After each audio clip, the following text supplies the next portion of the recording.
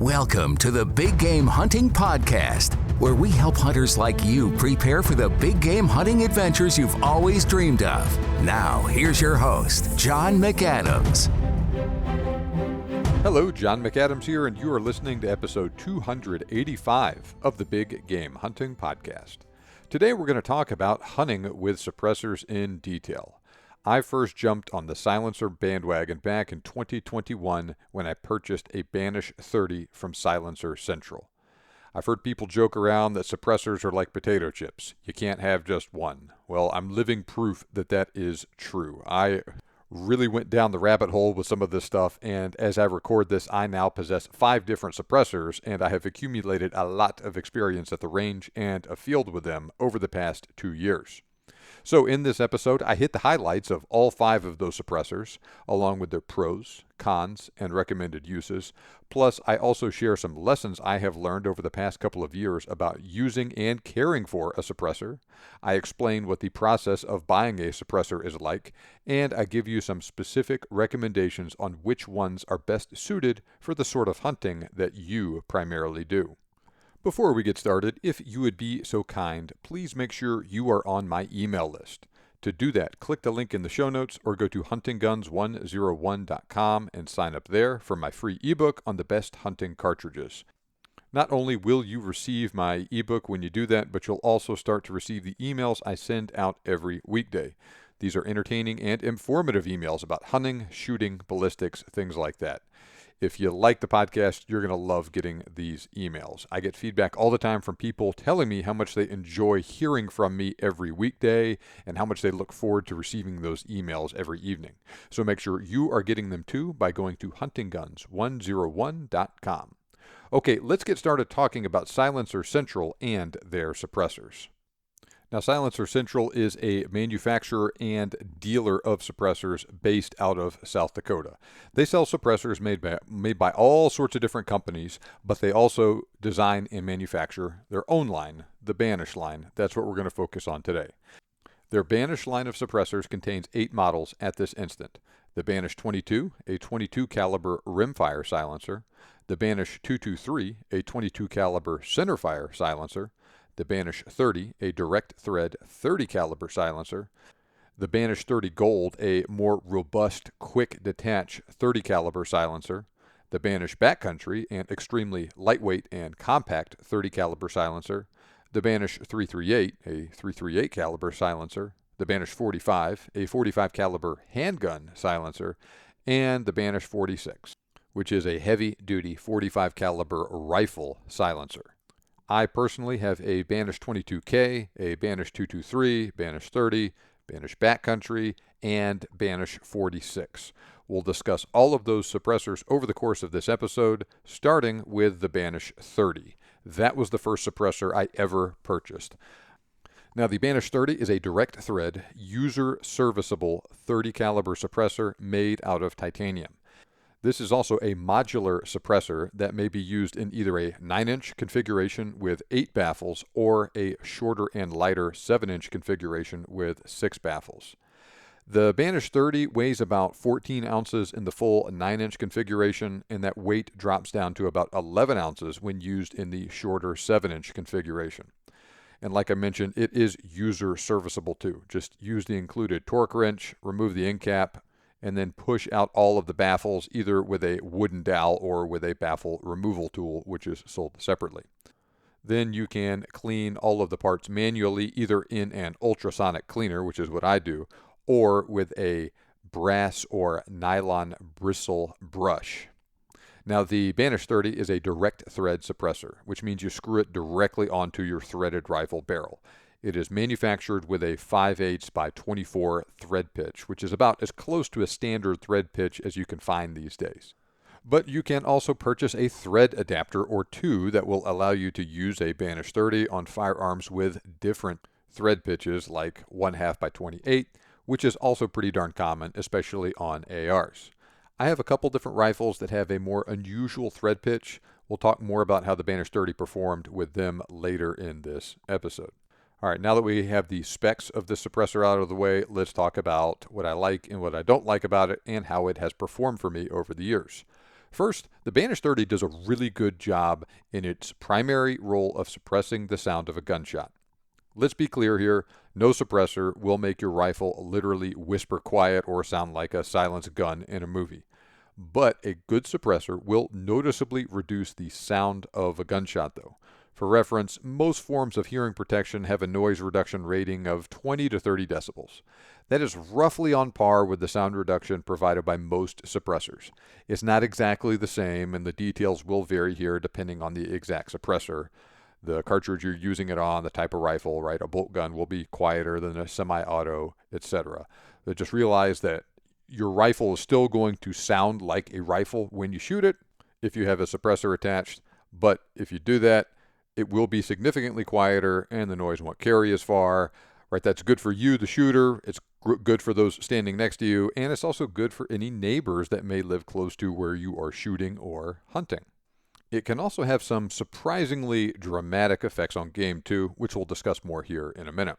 Now, I bought a couple of different sound measuring pieces of equipment, but they just were not up to the task of precisely measuring very loud noises like gunshots, even suppressed gunshots. So I'm unfortunately not able to tell you because I don't have the high-end sound measuring equipment necessary to tell you, okay, that this suppressor gives you X decibels of sound suppression with a particular load. However, I can tell you that the Banish 30 obviously reduces the sound level of a gunshot on every single rifle chambered in every single rifle cartridge I have used it on. And so far, I've used my Banish 30 on my Ruger 1022 and 22 long rifle, my Bergara Wilderness Terrain in 6.5 Creedmoor, my Nosler M21 and 27 Nosler, Christensen Arms Ridgeline FFT and 7mm PRC, my Diamondback DB15 and 300 Blackout, my Winchester Model 70 and 308 Winchester, and my Ruger Hawkeye FTW Hunter in 300 Win Mag. That's a pretty big array of action types, right? We got bolt action and semi-auto guns in there, and we got a pretty big array of chamberings across the spectrum of what will work from the Banish 30, all the way from the little 22 long rifle, all the way up to the big 300 Win Mag, with a couple of other big magnums in there too, with the 27 Nosler and the 7 PRC. Now, there was a dramatic difference in both sound level and recoil, and we'll talk more about recoil in a second, between shooting all of those rifles unsuppressed versus suppressed. Since it is a 30 caliber suppressor, the Banish 30 at least seems like it works best on 30 caliber cartridges. So even though that 300 Blackout in particular was the most quiet out of the group, both shooting subsonic and supersonic ammunition, the Banish 30 still worked great on everything else I used it on. For instance, I was shooting my 6.5 Creedmoor suppressed at my neighbor's range, and he commented on how quiet it was. He's also a big hunter, and he's just a good quote-unquote gun guy who owns several suppressors, and hunts and shoots a lot and all that stuff, right? He has a range at his house, so that tells you how much he shoots. He said that my rifle was quieter with my Banish 30 than any of his rifles were when suppressed. So take that for what you will. Now, I shot my 22 long rifle and my 300 Blackout, both with subsonic and supersonic ammunition. Those subsonic rounds, though still not quite movie quiet, quote-unquote movie quiet, were still really impressive shooting them suppressed. In each case, the sound of the rifle bolt cycling and the bullet impacting the target downrange were both louder than the actual gunshot with those subsonic loads. Now, in that vein, though, I did notice a much larger difference in the effectiveness of the suppressor on the 300 Blackout than was the case with the 22 long rifle. Right, the 22 was still quieter overall, but there just wasn't as big of a difference in the noise suppressed versus unsuppressed. So I think this was for really two reasons. One, because the 22 is just quieter from the get-go, and because a 30 caliber suppressor is just less efficient with a smaller bore 22 caliber cartridge. We'll talk more about this here in a second when I talk about the Banish 46, but just realize that in general, you're going to have a little bit of a loss in efficiency when you shoot a smaller caliber cartridge in a bigger caliber suppressor. So, right, those 30 caliber cartridges in a 30 caliber suppressor, they work great. Shooting a 7mm 270, 6.5mm cartridge, whatever, anything that's smaller than that, they'll still work. They'll still probably be safe as long as your suppressor is rated for it. They'll still be a lot quieter suppressed than is the case unsuppressed with them, but there's just a little bit of a loss in efficiency there when you just have a little bit bigger quote-unquote hole like that you're shooting the round through. Like I said, we'll talk more about this here in a second. Now, while that 22 and the 300 Blackout in particular were very impressive shooting subsonic loads, they were still them and everything else I shot was also a big noticeable difference shooting it suppressed versus unsuppressed with supersonic ammo too. Now, I mentioned the effect of a suppressed gunshot on game earlier. I'm going to give you a couple of examples from recent hunts that demonstrates what I mean as far as those benefits go. Now, first, I shot a buck pronghorn out of a herd containing about 10 does and fawns on a hunt up in Colorado in October of 2022 with my 6.5 Creedmoor. All the animals took off running right after I fired, but I did hit that buck well, and he collapsed after going just 25-30 yards. At that point, the other pronghorn stopped in their tracks, stood there looking at him, and then they went back to eating. I got up and started walking towards that buck after a couple minutes after I made sure that he really was down. And when I did that, all those other animals ran off for good. Now, the pronghorn clearly heard the gunshot, but they were confused about what happened. I'm pretty sure the does and the fawns ran because the buck was running, but they stopped after he fell down, potentially because they had never heard a suppressed gunshot before. I was hunting with a guide on this particular hunt, and he was shocked at the reaction of those animals. He said that the antelope around there were pretty heavily hunted. We were on private land right next to public land, so the animals go back and forth like that, but they really get hammered on public land. So they're subjected to a lot of hunting pressure, and they will normally take off running and won't stop until they go at least a mile after someone shoots at them. But in this case, if there had been a second buck in the herd, if I would have had another guy with me that had a tag, he potentially could have shot that other buck out of the herd because they only ran a short distance and then stopped. The same thing would also have been true if I would have missed cleanly or potentially just wounded that buck or something like that. I might have gotten another opportunity to do that because I was shooting suppressed, because they all didn't just take off running and head for the hills without stopping. So on a similar note, I was hunting also with my Banish 30 with that Nosler M21 and 27 Nosler out here in East Texas. I had some hogs that were regularly hitting a feeder at about the same time every morning. So I drove up there really early in the morning and was waiting and ambushed them when they hit the feeder that day. There were 3 hogs all together, and I picked out the biggest one, shot it. It was a good sized sow. Hit well, and she just dropped right there. She let out like a muffled squeak and boom, just hit the ground. That was it. The other 2 hogs just stood there looking at her for about 10-20 seconds, something like that. Now, unfortunately, those other 2 hogs were both in positions that I didn't have a clean shot at them because there was brush and trees and whatnot in the way. So they stood around long enough that I could have shot one of them had they been more clearly visible like that. But as it was, they stood there, like I said, for about 15 seconds or so, and then they just casually walked off. They knew something was up, but they weren't quite sure. So that was an opportunity that just didn't quite pan out, but it was still cool to get to experience that. They were like, what the heck was that? And, why is she just laying there like that? So that is something that can happen, too, if you're hunting suppressed and if the animal drops instantly to the shot like that.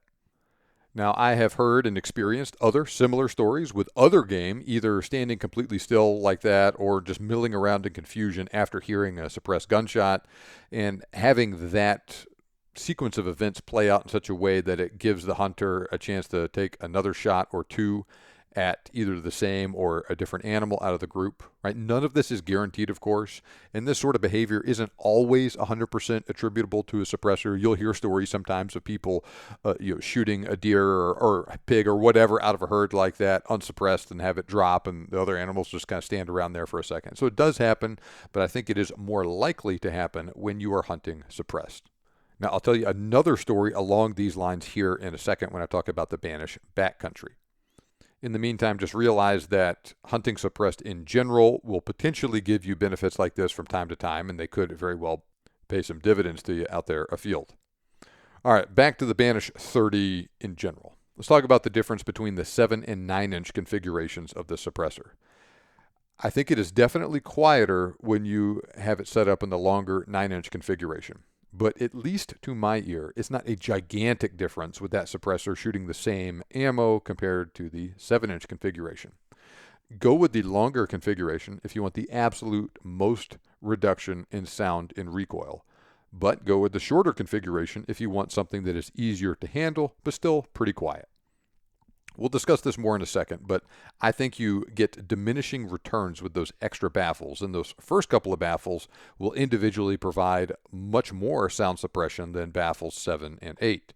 Yes, they make the rifle quieter, but not that much quieter. It's up to you to decide if that extra weight and length is worth it.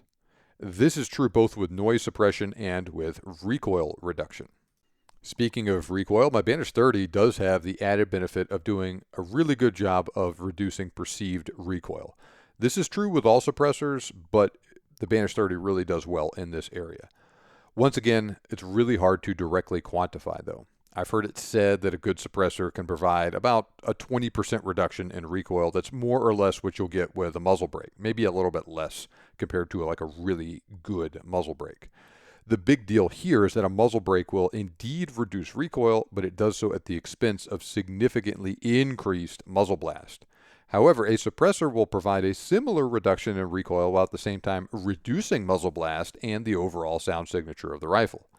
This is most apparent with a heavier recoiling cartridge than is the case with a really light recoiling cartridge. I barely noticed any recoil benefit from the suppressor when shooting the 22 long rifle, but that was much more obvious with the 27 Nosler and 300 Win Mag. In my opinion, this is a major yet underappreciated benefit to shooting suppressed, and this can allow an otherwise recoil-shy hunter to step up in caliber without suffering the effects of increased recoil. On a somewhat related note, I have experienced an improvement in accuracy with almost every single rifle I've ever shot suppressed compared to that exact same rifle and load unsuppressed. This is probably due mostly to the fact that the rifle was just more pleasant to shoot due to the reduced recoil and reduced sound experience when shooting suppressed. However, there could very well also be that adding a suppressor will often improve barrel harmonics and can result in increased accuracy for that reason too. Joseph von Benedict talked about this in one of his podcast episodes where he was getting ready for a sheep hunt, and his rifle was shooting good but not great, unsuppressed. He made no changes to the rifle at all except putting a suppressor on it, and after doing so, his group sizes were about half the size after he did that. He thinks that was due in large part just to a little bit of a change in barrel harmonics by adding that suppressor. Now, in the rare cases where I did not see improved accuracy after adding a suppressor, I did not notice any accuracy loss, and the rifle essentially shot both the same suppressed and unsuppressed. I also noticed a slight increase in muzzle velocity when shooting suppressed too.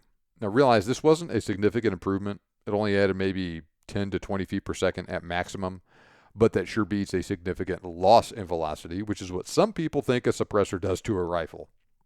This is real life, not Call of Duty, and most suppressors, to include the Banish 30, work just fine with supersonic and subsonic ammo, and using a suppressor will not noticeably diminish the velocity or lethality of a given load.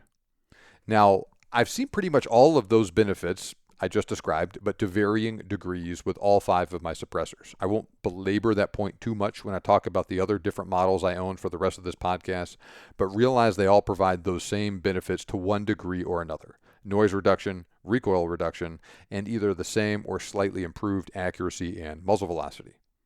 Moving on. The Banish 30 is also a pretty flexible suppressor, and like I mentioned earlier, I've used it with success on different bolt-action rifles and semi-auto rifles.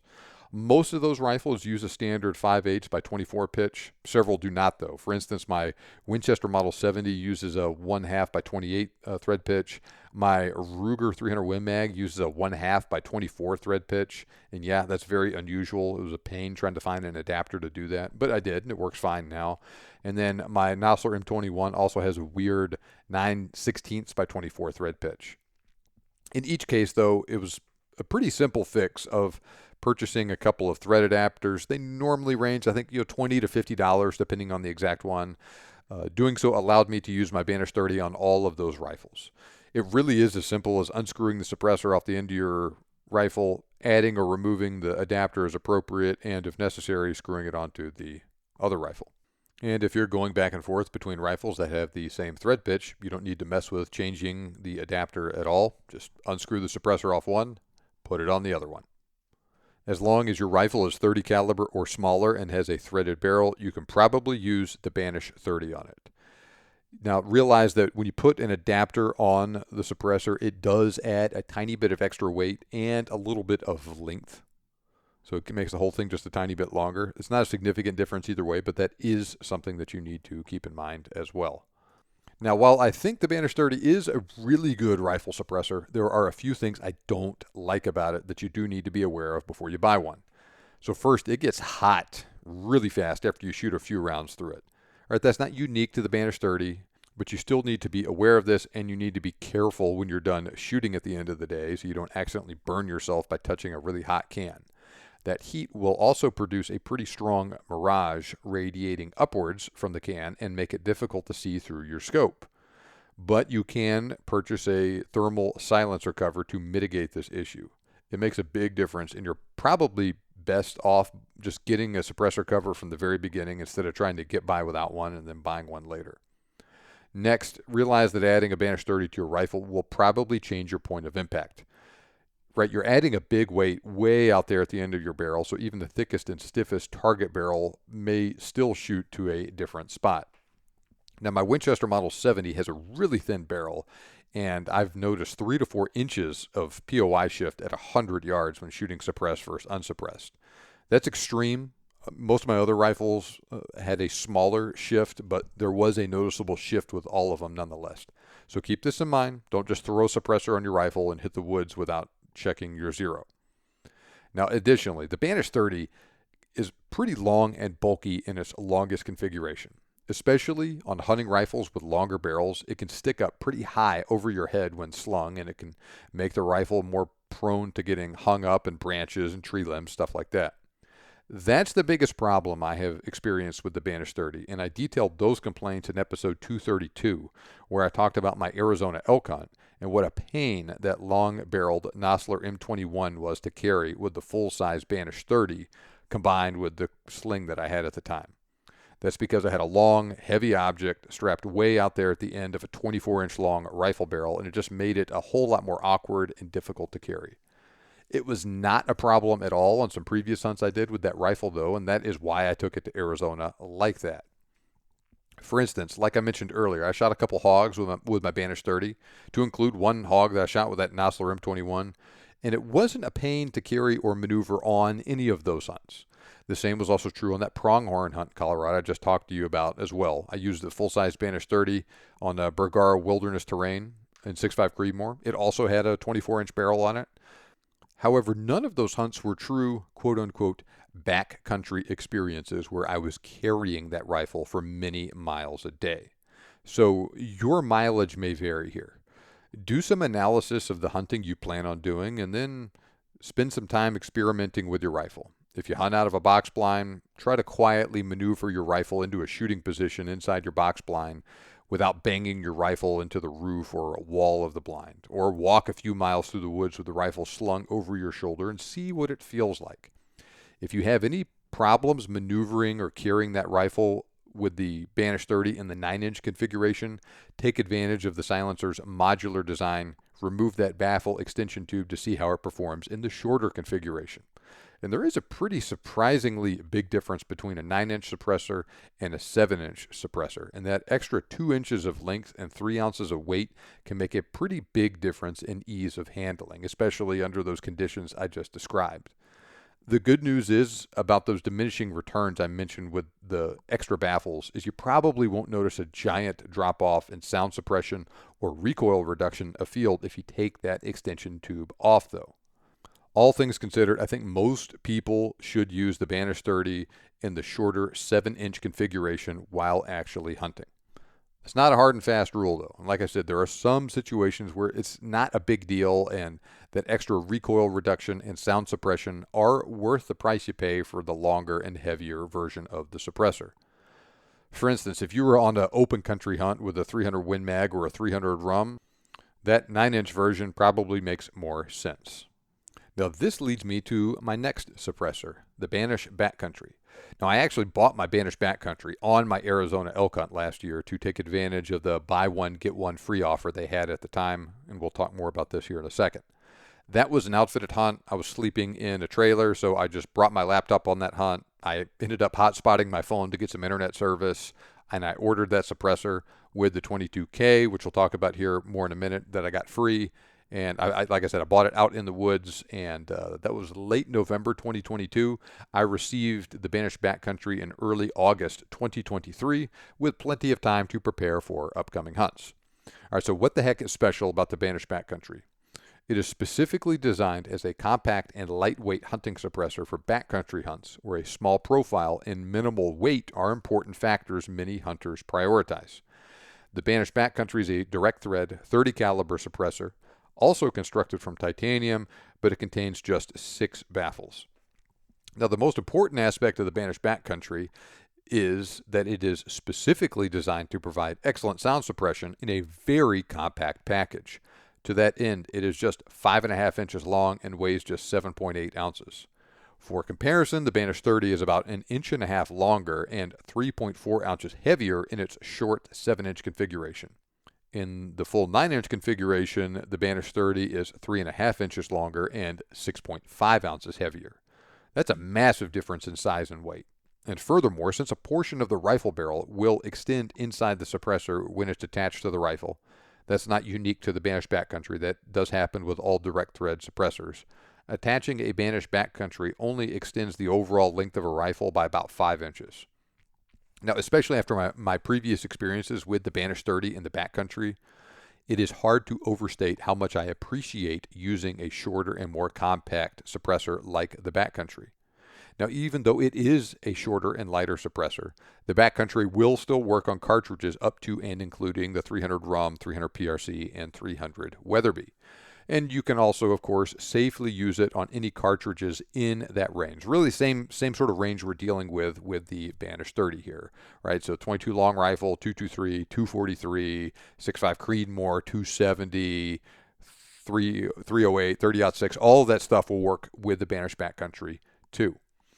Now, it will not provide sound suppression quite on the level of the 9-inch long Banish 30, though.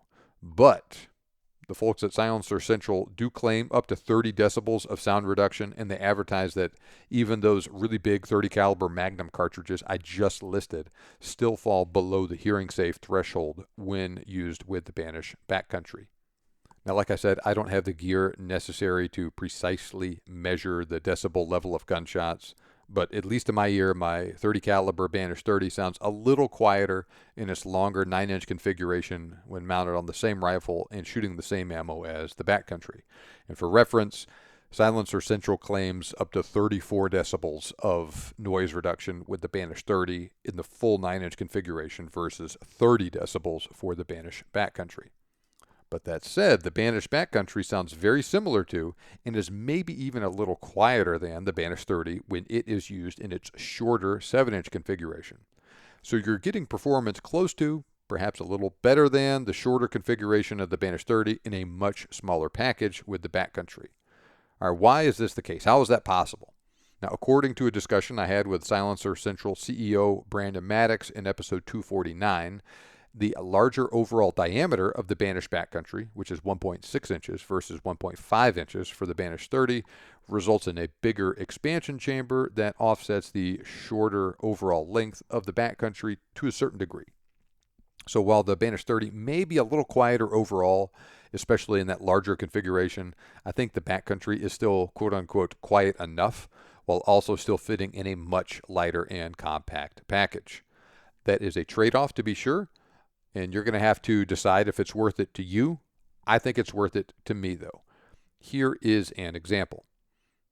Now, I shot at a buck mule deer on a hunt in New Mexico in October of 2023 with my 7mm PRC. I had the backcountry attached to this rifle.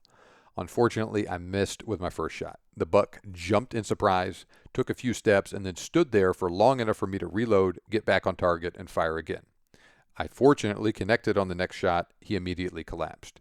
He was hanging out with another buck at the time, and that other deer didn't react at all to either shot. In fact, he actually continued to feed on berries from a nearby juniper tree until my son and I walked up a few minutes later to retrieve our buck.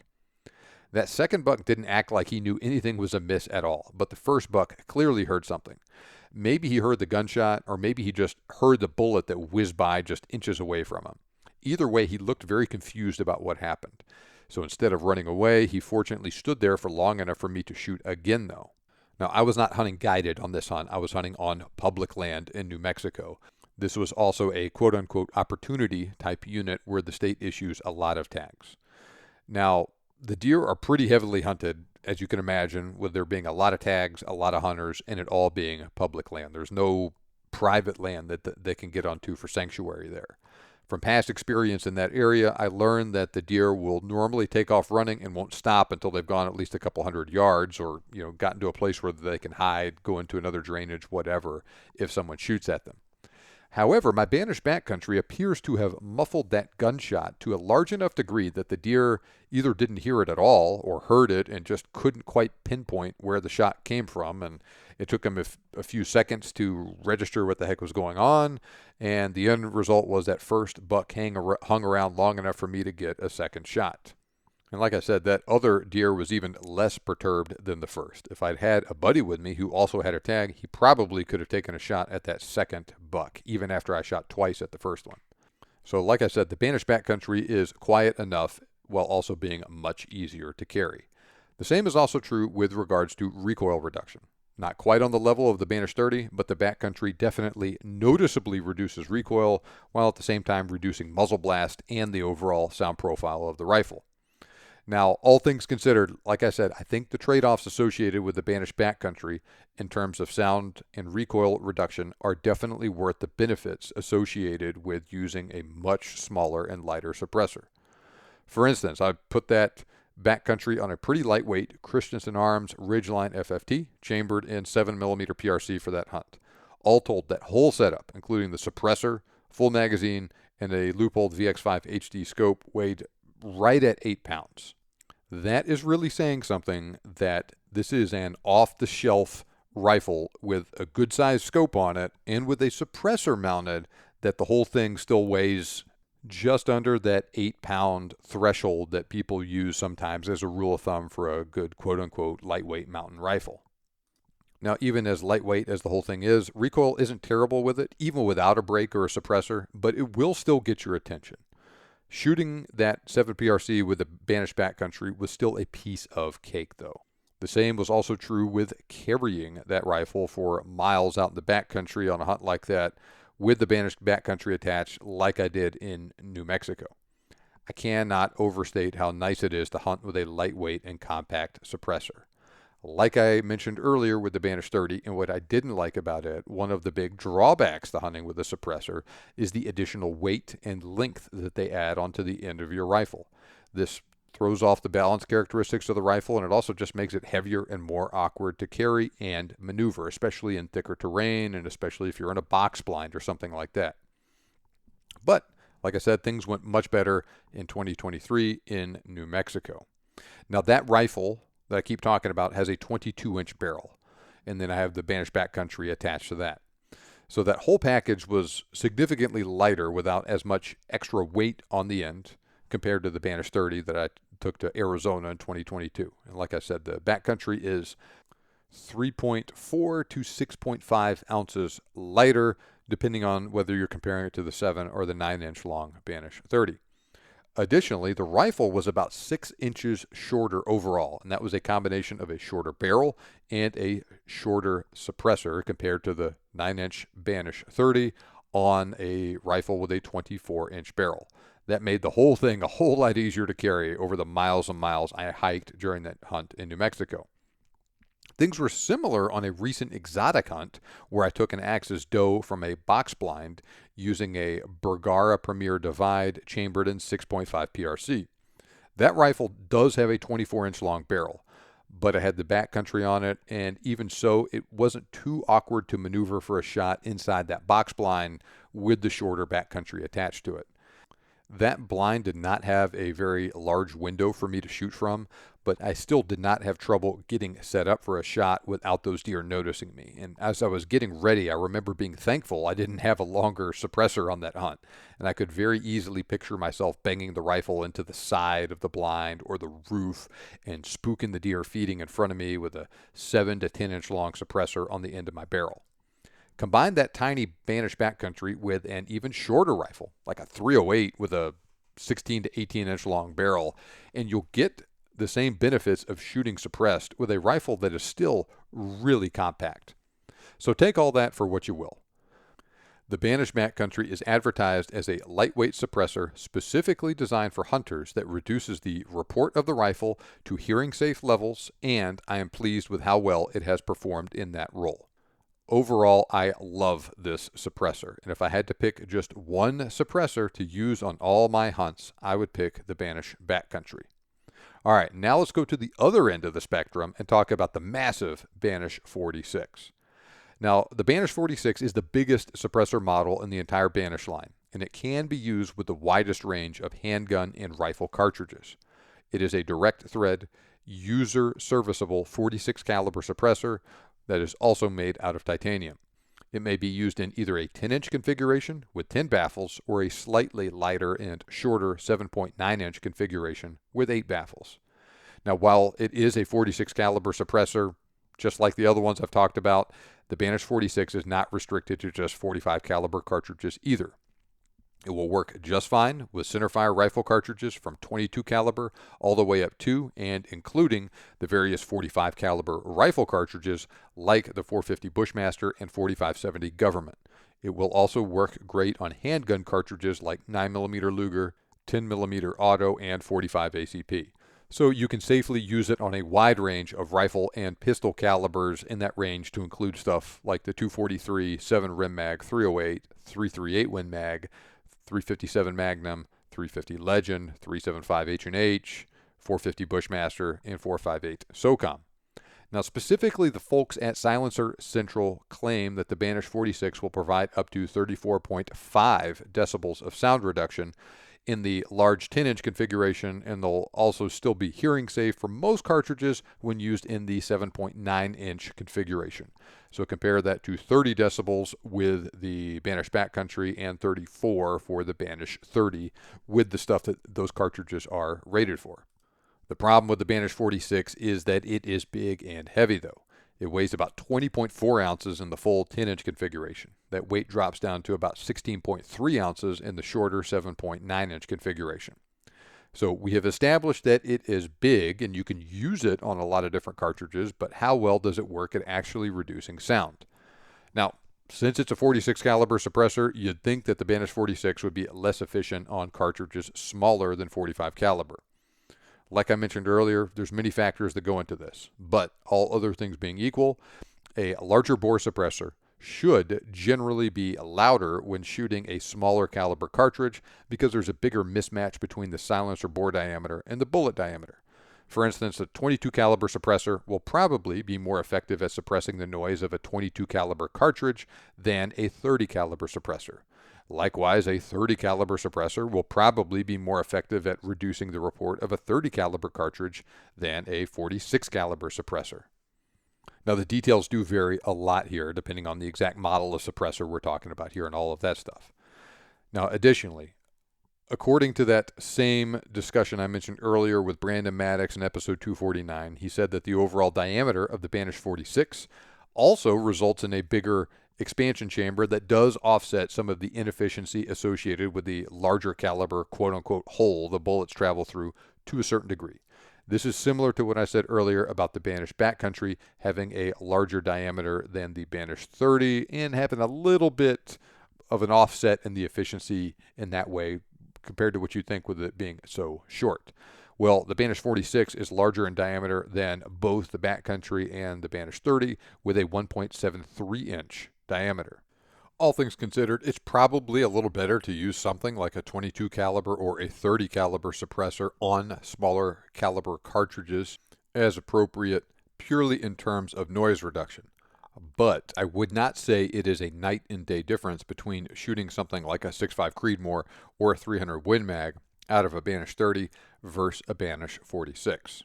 Now, similar to the case with the Banish 30, the 46 does provide additional sound suppression with the expansion tube attached, but once again, it is a small improvement and you get reduced benefits from those additional baffles.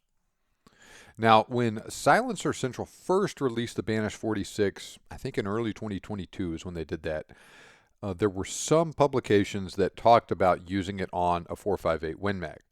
At this instant, it's not currently advertised as certified for use with the 4.58 Win Mag, though. But like I said, some of the early press releases and stuff written by other companies and whatnot mention that. That said, Silencer Central right now specifically does mention using cartridges like the 338 Lapua or the 338 Lapua, however you want to say it, the 450 Bushmaster, and the 4570 Government in both their publications and the owner's manual for the Banish 46. They also mention the 450 Bushmaster, the 458 SOCOM, and the 45 ACP. Now, while aside from the 338 Lapua, those are all 45 caliber cartridges, none come anywhere close to the power of the 458 Win Mag, though.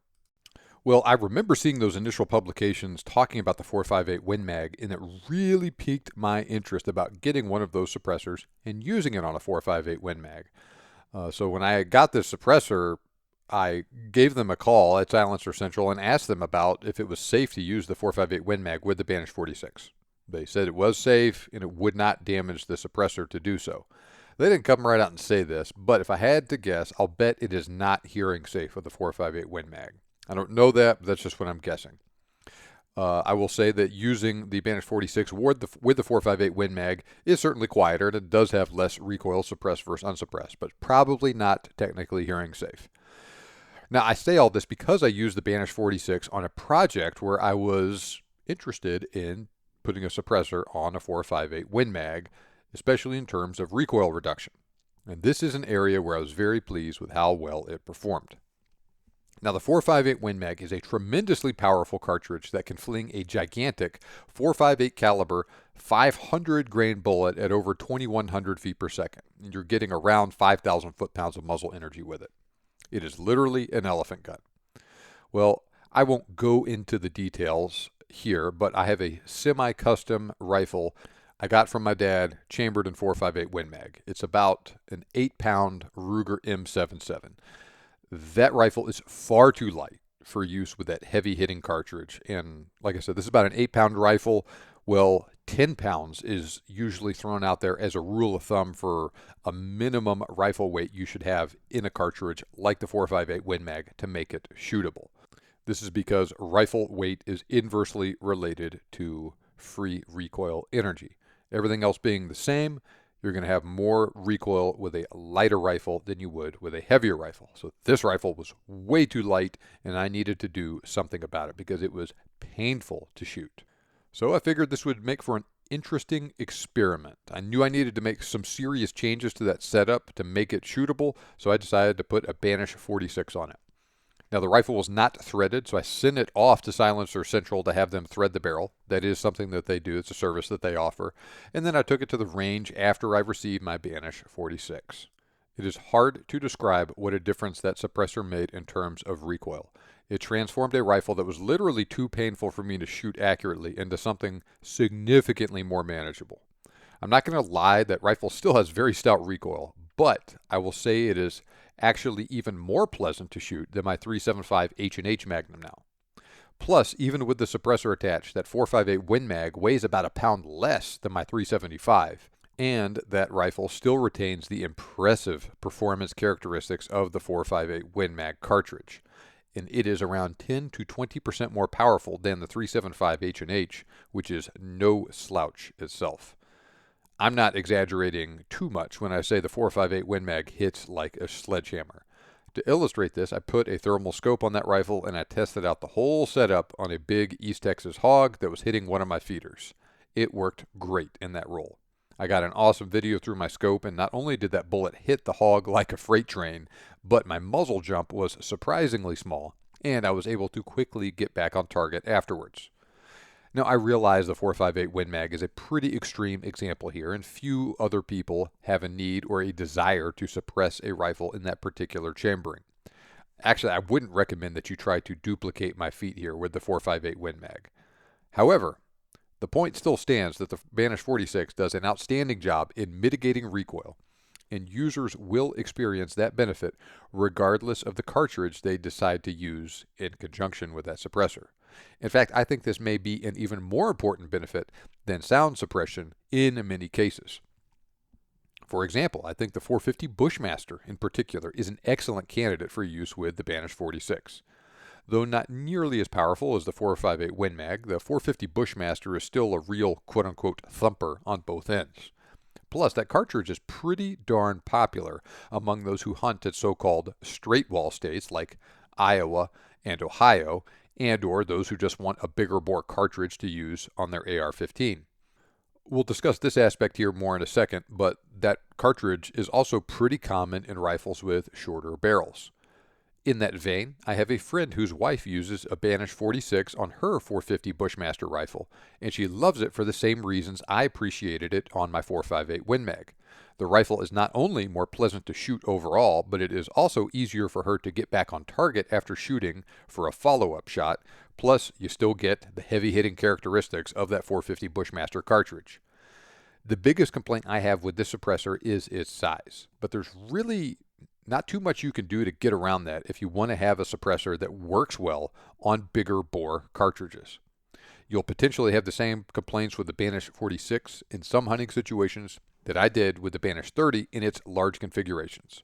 Dropping it down to that shorter 7.9-inch version will potentially reduce or maybe eliminate some of those problems though, but it all depends on the situation. That's a bigger deal in some situations than others. For instance, like I mentioned earlier, it's not unusual to find 450 Bushmaster rifles with pretty short barrels in the 16 to 20-inch range. That is a situation that lends itself pretty well to use with a bigger suppressor like a Banish 46. I also didn't have significant issues with my 458 Win Mag either. That rifle has a 20.5-inch long barrel. However, if you mount a 10-inch long suppressor on the end of a rifle with a 24 or a 26-inch barrel, and you'll turn that already long rifle into a giant, awkward musket that's just a real pain to mess with. Plus, having all that weight, right, that Banish 46 is either a full pound or 1.275 pounds, depending on which configuration you're using it in. Having all that weight at the end of your hunting rifle can also make it more awkward and difficult to carry. It's also worth noting that the Banish 46 can technically be used on a handgun. I have not done that myself, so I cannot speak to its effectiveness or practicality in that role. Off the top of my head, I think it would be a gigantic handgun suppressor, though. Now let's quickly talk about the Banish 223 and 22K. Then we'll wrap things up with specific suppressor recommendations, how you go about buying them, that sort of thing. Now, the 223 and the 22K were the last two suppressors I purchased and received, so I have less experience with each one. I haven't actually hunted with either one either, but I have shot them at the range. Long story short, the Banish 223 is a great suppressor for use with a 22 caliber centerfire rifle. They say it is quote-unquote Magnum Plus rated and can be used on anything 224 caliber and smaller to include rimfire cartridges. You can mount it on the end of a bolt-action rifle in something like 22 Hornet, 223/556, and even something like 224 Valkyrie, 22 250, or 204 Ruger, and it should work great. You can also mount this suppressor on an AR-15 in an appropriate chambering, 22 caliber or smaller. But it's a little bit more complicated than just screwing a suppressor onto the end of a bolt-action rifle. Long story short, if you put a suppressor on a gas gun, like an AR-15, you have a pretty good likelihood that it will change the characteristics of the rifle a little bit and make it act like it is overgassed. So that's what happened to me when I put mine on my AR-15. It would function fine, but it would just shoot a lot of gas back into my face, and it was not fun to shoot.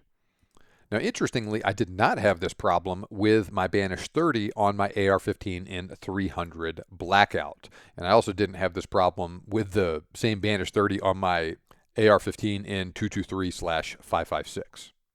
So this is probably just a situation where when you have a smaller caliber suppressor like the Banish 223, it's just going to put more of a restriction on the gas coming out the end of an AR-15 than is the case with a little bit bigger Banish 30. This is not an uncommon or unusual problem, nor is it restricted to the Banish 223. It's very common actually for people running an AR-15 suppressed to have to make some modifications to it to have everything work fine. For the most part, What this means is you're going to need to have an adjustable gas system on it. So I put a new gas block on my AR-15, and then that's just a simple matter of shooting it with the suppressor on and tuning it appropriately, making sure you have enough but not too much gas going through the system so that it will work fine without just shooting a bunch of that gas back into your face, which is no fun. Now the problem is if you do that, you get it tuned appropriately to shoot suppressed, then you take the suppressor off, there's a good chance that it will now be undergassed and may not function appropriately without the suppressor. So you'll have to open up the gas port a little bit and increase the flow going through there like that. So like I said, this is just something that happens sometimes with the AR-15s. And people that are very experienced with AR-15s know that. I'm not really. I have a couple. I shoot them a lot, but I'm mainly a bolt-action guy. And I was actually at the shooting range the other day shooting suppressed, and there was a guy next to me that had a suppressed AR-15. I was telling him about some of the issues that I was having, and it sounded like he was actually the mirror image of me, that he mainly shoots the AR-15s and has a couple of bolt guns that he shoots sometimes as well, but that's mainly the world that he was living in. So he gave me all these tips, told me what to buy, all of that. And I've followed his advice and it has turned out well. So I got that adjustable gas block like I told you about. You can also buy a gas-defeating charging handle for your AR-15 that will also help further reduce the symptoms of being a little bit overgassed like that. But like I said, this is something that really only applies to using a suppressor on a gas gun like an AR-15. Don't worry about it at all if you got a bolt-action rifle or something like that. Now, the Banish 223 is not modular, but it is user serviceable. And just like other suppressors, take it apart, clean it with solvent and a brush or an ultrasonic cleaner. It is 7 inches long, weighs 11.4 ounces, 1.5 inches in diameter, and it has 7 baffles. They claim 34 decibels of sound suppression. Once again, I cannot independently verify that, but I can tell you my AR is much quieter suppressed versus unsuppressed, and it is much quieter. Maybe not much quieter, but certainly noticeably quieter with the Banish 223 on it versus the Banish 30 on it. Now, this is a more niche, more specialized suppressor that is specifically designed for use on smaller caliber rifle cartridges like this, rimfire and centerfire, but it works really well, and I'm very happy with how well it performs now that I've got some of the other issues associated with it worked out.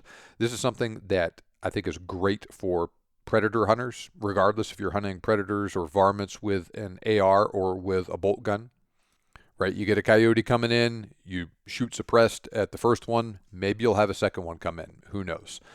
Similar deal shooting prairie dogs, especially if you're far enough away, shooting suppressed. It may take a little while for the prairie dogs to figure out what the heck is going on instead of having them all just ducking down into their holes after you shoot a couple shots unsuppressed at them. This is also a suppressor I highly recommend using if you are considering using an AR-15 for home defense.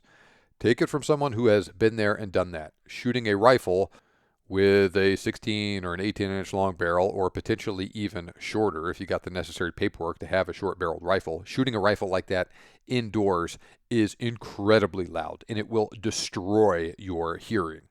Multiple shots in quick succession like that will also just knock you around and really disorient you. And that's not what you want if you are planning on using this rifle to defend your life.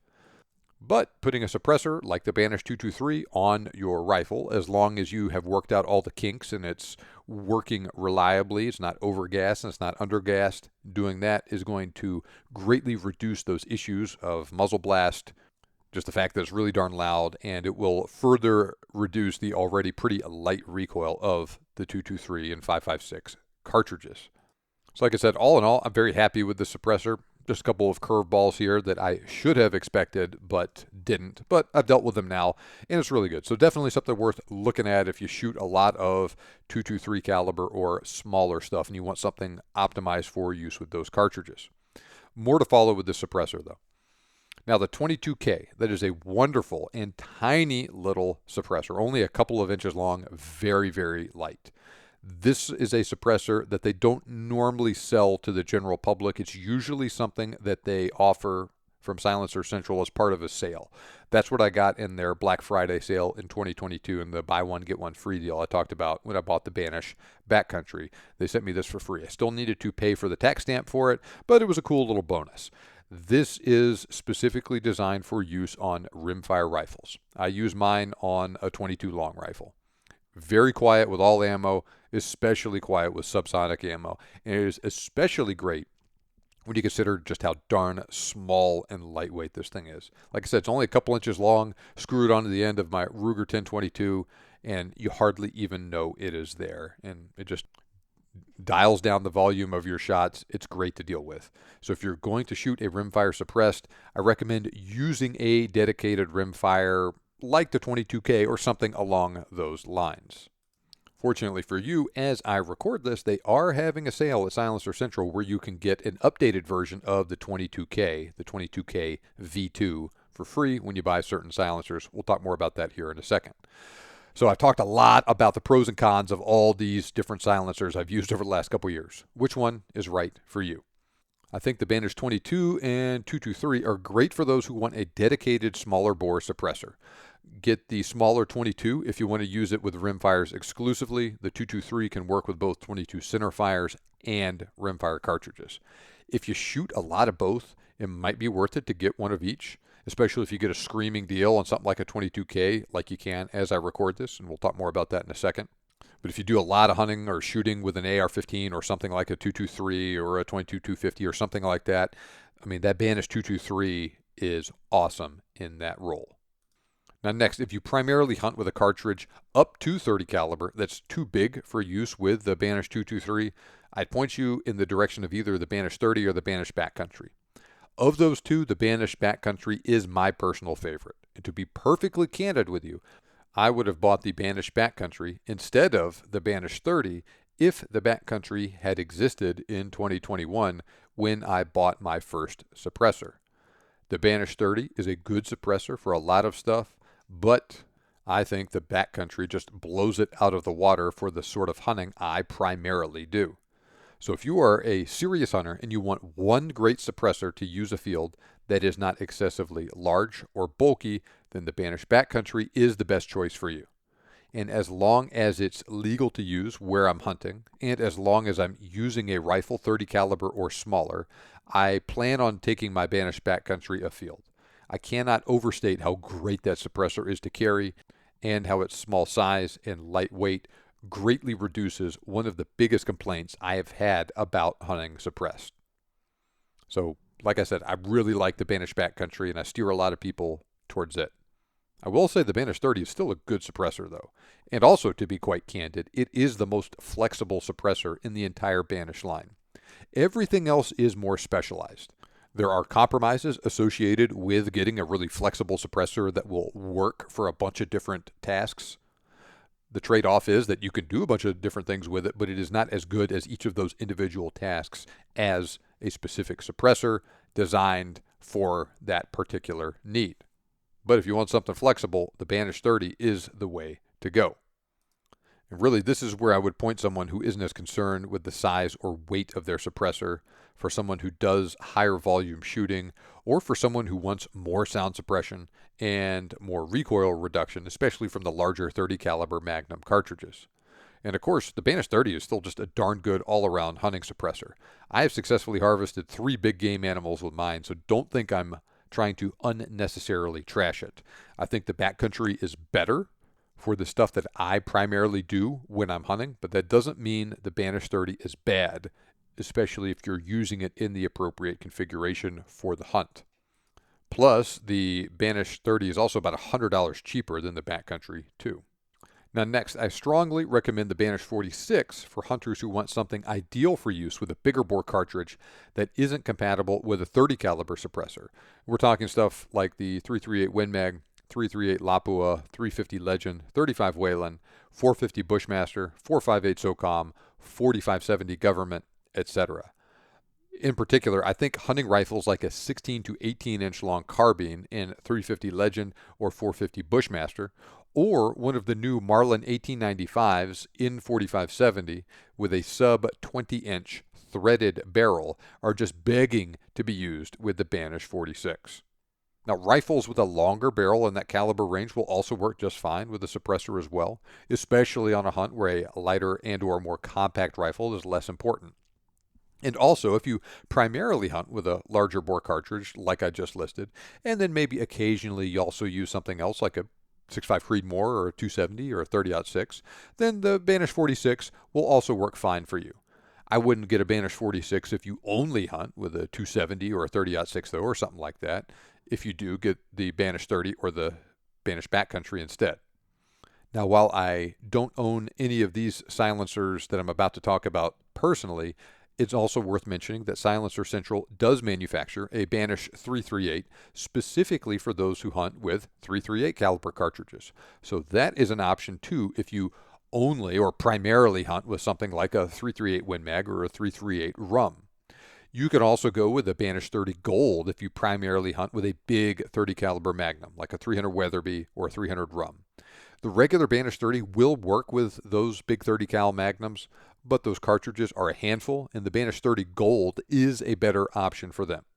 Now, the Banish 30 Gold and the 338 are not modular suppressors, though, and they're also just more specialized suppressors for those who want optimum performance in a specific niche.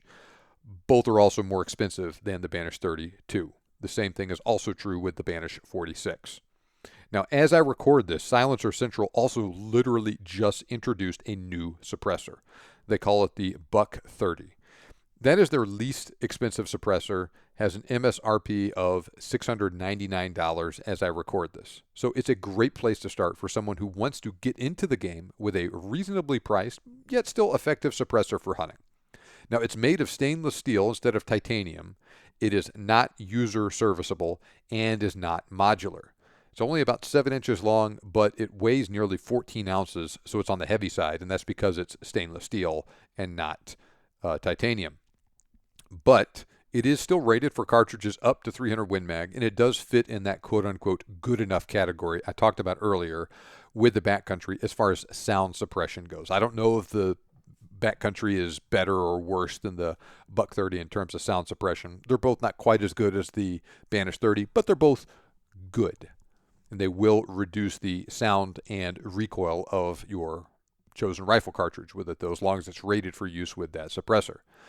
Now, the big thing about the Buck 30 is that it is also so reasonably priced. So it is an option for those who want to hunt with a suppressor, but they don't need something ultra compact or ultra lightweight. They don't want to spend a bunch of money, and they don't need the absolute best sound suppression. That's what they're trying to do with the Buck 30. So like I said, this is a brand new suppressor. I've never even seen it in person. I've just heard about it and read about it.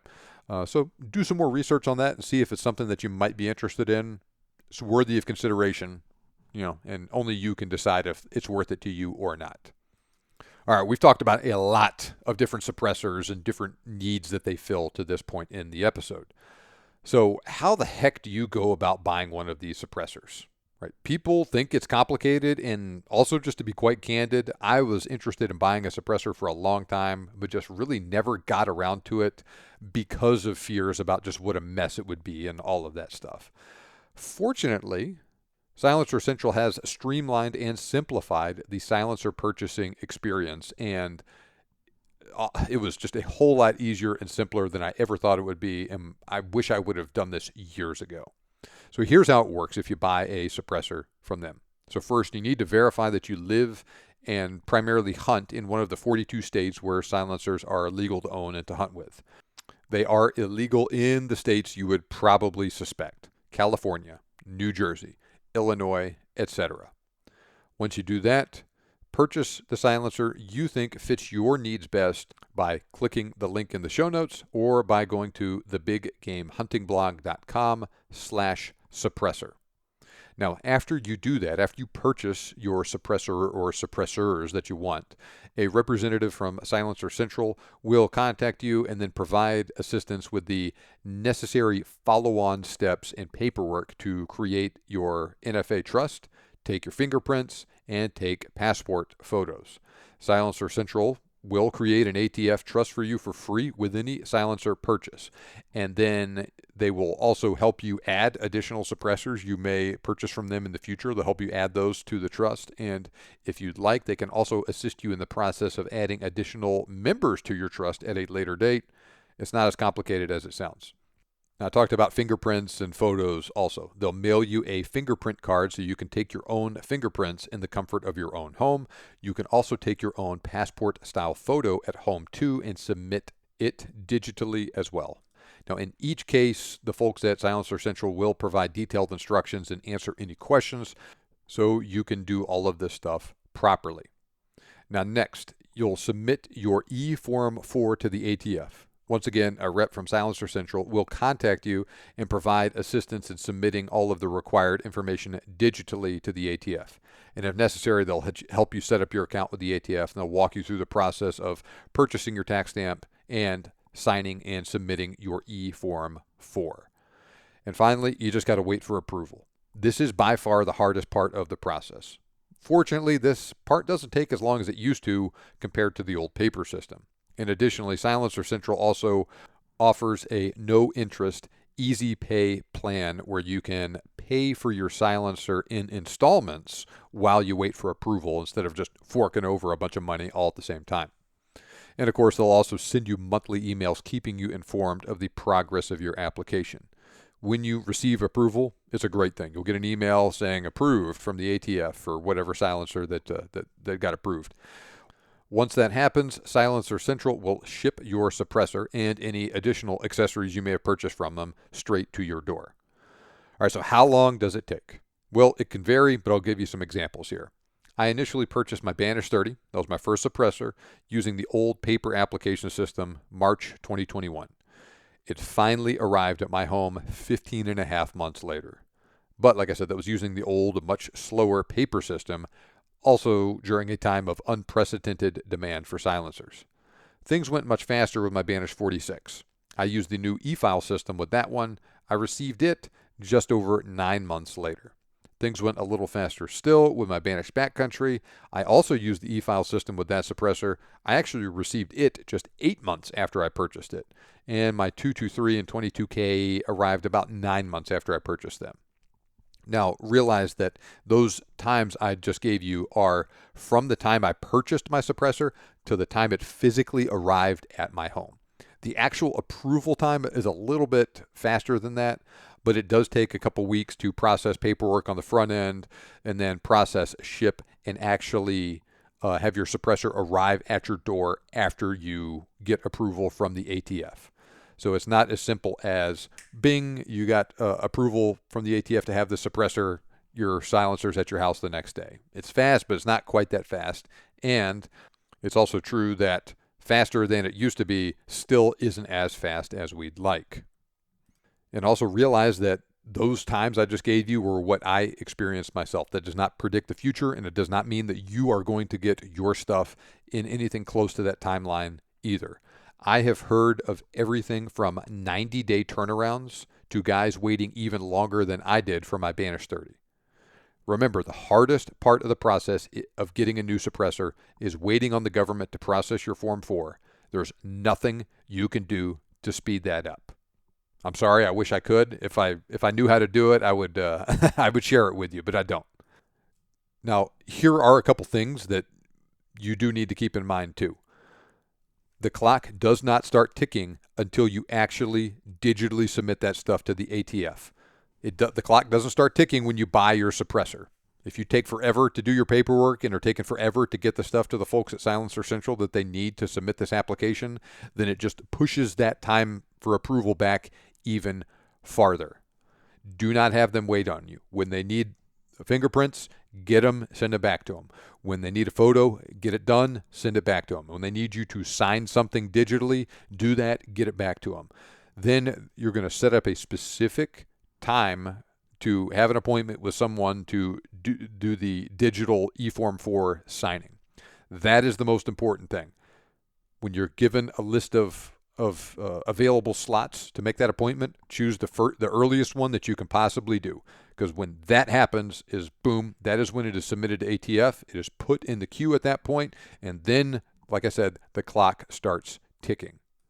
So like I said, the best advice I can give you if you want to start hunting suppressed sooner rather than later is to buy it and start the process sooner rather than later. And like I said, send the folks at Silencer Central and the ATF all of the requested information as soon as they ask for it. Get all that stuff submitted as soon as possible, and then all you can do is sit back and wait for approval. Now, I promised you guys a couple of lessons learned from all of this stuff, especially with the use and care of suppressors. I talked about some of that stuff in the previous hour that I talked to you. Here's some other odds and ends that just didn't really fit into the previous sections of this podcast. I touched on this, but remember, a silencer gets really hot after you shoot it, especially after you shoot it several times in quick succession with a high-powered cartridge. You're potentially going to get a pretty significant mirage, potentially hot enough to burn your hand if you're not careful, maybe even hot enough to cook eggs on the side of it if you really shoot it enough. I mean, you shoot, say, a full 30-round magazine through an AR-15, through a 22 caliber suppressor, that thing is going to be hot with a capital H at the end of it. One thing that you can do is to get some sort of a suppressor cover to deal with that mirage and to protect your hand. It'll still be warm when you touch it through the suppressor cover, but it's not going to burn your hand, probably, unless it gets really darn hot. Now, Silencer Central does make what they call a Devour silencer cover. They claim it helps make the suppressor a little bit quieter, too, in addition to the heat benefits I just talked about. Now, I can't tell you if that's actually the case with my Mark I ears, but it's possible, and it certainly does not seem to hurt. I take every little bit that I can get with that stuff, though. I will also tell you, if you get a suppressor cover, I recommend that you do, and if you do that, make sure you put the cover on the same way every time. And I'm talking specifically about the orientation of the suppressor cover. When you get it, it's going to be a flat piece of cloth with a bunch of straps on it. And you'll wrap that cloth around your barrel and cinch it down with the straps. I like to put the gap in the wrap facing down, where the two edges of it come to meet. I'll put that facing down at the 6 o'clock on my suppressor. Not only do I think that looks better, but it's also the best way, I think, to minimize potential inconsistency and accuracy that you may get. Now, it doesn't matter exactly which way you put it on, as long as you do it the exact same way every time. For me, like I said, I think it looks better, and it's just easy to remember. All right, we're going to put this facing straight down. Now, depending on the whole setup and your skill as a shooter, you may notice a point of impact shift with the silencer cover on versus off, as well as a smaller change if the cover is rotated slightly. Like I said, just do it the same way every single time. After I shoot several shots at the range, especially with something like a 300 Win Mag or something like that, that it gets pretty darn hot, I'll take the cover for the suppressor off and leave the chamber of the rifle open and just set it upright in the shade, let it cool. Sometimes I'll bring a fan to the range and blow on the rifle barrel and the suppressor. Do that for a couple of minutes. Let it cool down completely, and that's another way that you can just get maximum consistency out of everything, both with your rifle barrel and with the suppressor. Some rifle barrels and some suppressors will shoot to a different point of impact, hot versus cold. And the details vary depending on a lot of different factors, but like I said, I like to do everything as close to the same way every single time to maximize consistency. Now next, especially if you have a modular suppressor like the 46 or the 30, disassemble it on occasion to make sure that they don't get stuck. And really, if you have any of the user serviceable suppressors, just unscrew the end cap every once in a while, maybe at the end of a trip to the range or something like that. Unscrew everything that you can unscrew just a little bit. Just loosen it, tighten it back up, even if you're not going to completely disassemble it. That will also help reduce the odds that they'll get stuck on there and get really hard to take off one day. Read the manuals, and when they tell you to, lubricate the threads. This will also help reduce the odds of something getting stuck when you don't want it to be stuck. And also, you don't have to do this super often, but every 100, 200 rounds, something like that, clean your suppressor. The longer you wait between cleanings, the harder it will be, one, to disassemble that suppressor, to clean it, and two, the harder it will be to actually clean it when you actually do that. I have a Hornady ultrasonic cleaner. I just disassemble mine, put it in the cleaning solution in there, throw it in there for 30 minutes or so, and then I use a brush to scrub it all down. And as long as I do that on a regular basis, it's not too terrible to clean. And remember, you will need to clean your suppressor at a shorter interval if you shoot a lot of rimfire ammo through it as well. That is one of the reasons why I went to a dedicated rimfire suppressor. Now, like I've mentioned a couple of times, my only regret is that I did not buy a suppressor sooner. I'm definitely glad I have all 5 of mine now. I'm not necessarily in the market for any more. I'm pretty happy. I think I got all my bases covered between all 5 of them like that.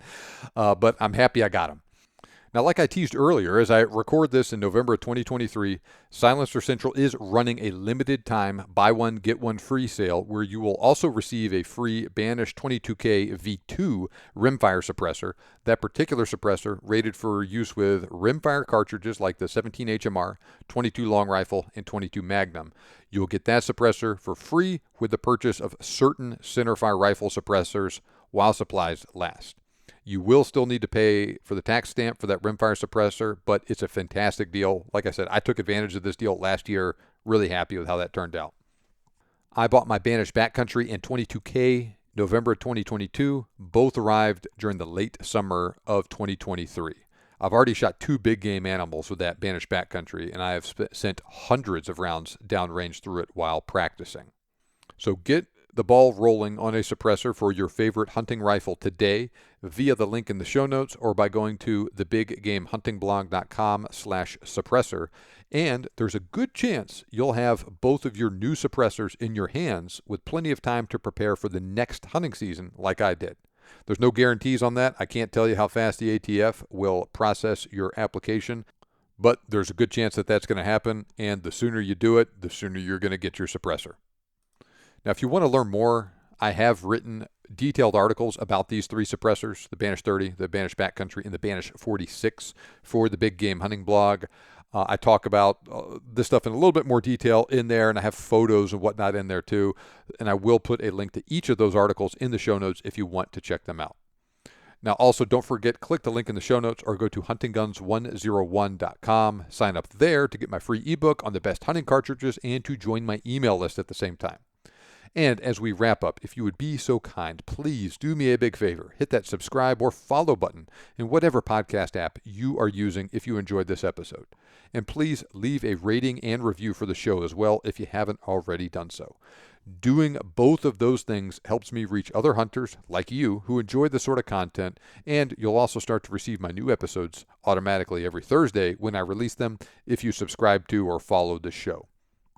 Remember, you can make your dream hunt turn into a reality, and we can help. Thanks for listening. I'll see you back here next time on the Big Game Hunting Podcast.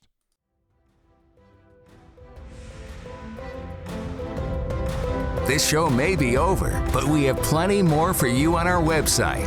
For more information on today's topic, as well as lots of other useful hunting resources, head over to thebiggamehuntingblog.com. We look forward to having you back for the next episode. But until then, happy hunting.